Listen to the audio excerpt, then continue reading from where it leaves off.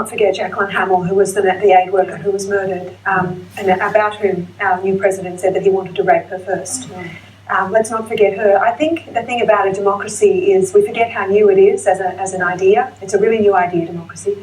And in a democracy, you give people the right to express their displeasure. Yep. And occasionally they say, we're really unhappy with the crime rate, we're really unhappy with corruption, and a character like this, a candidate like this, will rise to the top on that dissatisfaction, and that's what we see. It's difficult to complain about democracy, but this man is appalling. Chip, I hate to ask you this, but are you seeing any parallels with a certain candidate in the United States? Oh, is this, am I the American on the panel? You've got the best voice for it, Chip. Well, look, there's certainly parallels in that sense of, obviously those appalling statements obviously appeal to people in the sense that they feel like he's saying what we're all thinking, or he's saying what he wants to say. Doesn't have any inhibitions about what he should be saying versus, and all that sort of silly commentary we get about political correctness. But I guess there is one big difference between him and Donald Trump, and that he does have political experience. He was the mayor.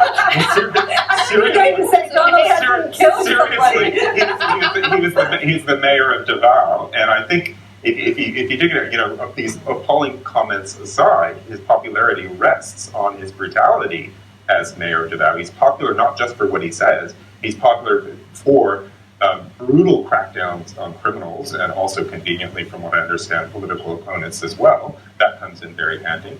But he's seen as a tough on law and order, a tough on crime kind of politician, and that's part of that appeal. And let's remember, Australia's already been told to butt out once during that campaign in the Philippines. Yes, indeed.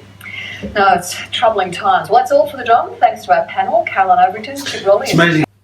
Had the members of the panel on The World, News and Business, episode 92, had the members of the panel managed to do, or bothered, perhaps more relevantly, had bothered to do the research that would be required of commentary on such an article or such an issue, then they would have found that the context of the comments in which Duterte made the reference to the Australian missionary who was unfortunately and tragically raped and murdered in the Philippines, you would understand the context of his involvement in that circumstance and his contribution to that moment in which he offered himself in place of the kidnappees on that occasion.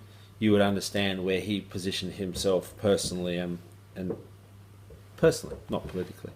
In fairness to the Filipino people who don't get to defend themselves in the course of a 30-minute or 50-minute television program airing on television in Australia, I think they would, quite frankly, care to defend themselves in that instance. And I dare say you afford Duterte the same opportunity to defend his actions in this case and the context in which he made these comments.